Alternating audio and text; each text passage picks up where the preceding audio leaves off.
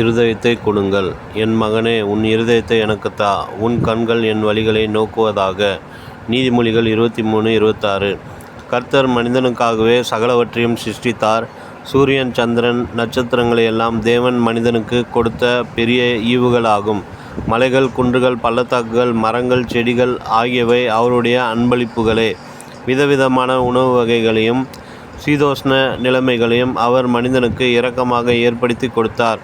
அவன் பூமியில் வாழ அருமையான சரீரத்தையும், அறிவு, உலகத்தோடு தொடர்புள்ள ஆத்மாவையும், பரலோகத்தோடு ஐக்கியம் கொள்ள ஆவியையும் கொடுத்தார். மனிதன் பாவம் செய்தபோது பாவத்தை நீக்க தம்முடைய இரத்தத்தையே கொடுத்தார்.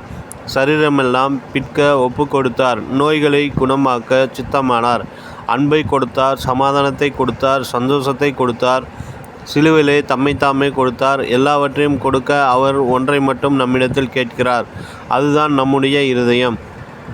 நம்முடைய முழு இருதயத்தையும் அவருக்கு கொடுக்கும்போது சந்தோஷமாக அவர் நம்முடைய இருதயத்தை தம்முடைய ஆலயமாக மாற்றி உள்ளே வாசம் பண்ணுவார். நம்முடைய தேவனாய் இருப்பார். நாம் அவருடைய ஜனங்களாய் இருப்போம். ஜனங்கள் தங்களுடைய இருதயத்தை கர்த்தருக்கு கொடுக்காமல் உதட்டளவில் ஆராதனை செய்து கொண்டு பெயரளவில் கிறிஸ்தவராய் இருப்பது எத்தனை துக்கமான ஒரு காரியம். இந்த ஜனங்கள் தங்கள் வாயினால் என்னிடத்தில் சேர்ந்து தங்கள் உதடுகளால் என்னை கனம் பண்ணுகிறார்கள். அவர்கள் இருதயமோ எனக்கு தூரமாய் விலகி இருக்கிறது. ஏசாயா 29:13 என்று இயேசு கிறிஸ்து மனமுடைந்து சொல்லுகிறார்.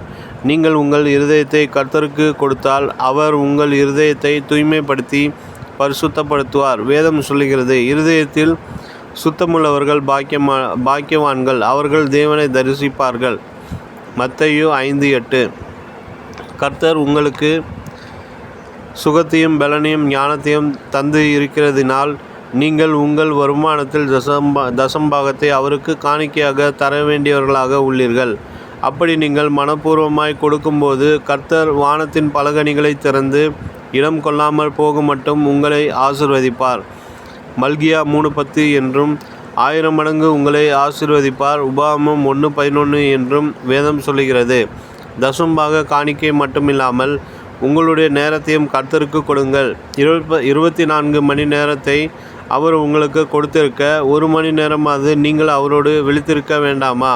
அவரை நேசிக்கவும், துதிக்கவும், பாடவும், மகிமைப்படுத்தவும், ஊழியம் செய்யவும் உங்கள் நேரத்தை அவருக்கு கொடுங்கள். நினைவிற்கு கொடுங்கள், அப்பொழுது உங்களுக்கு கொடுக்கப்படும்.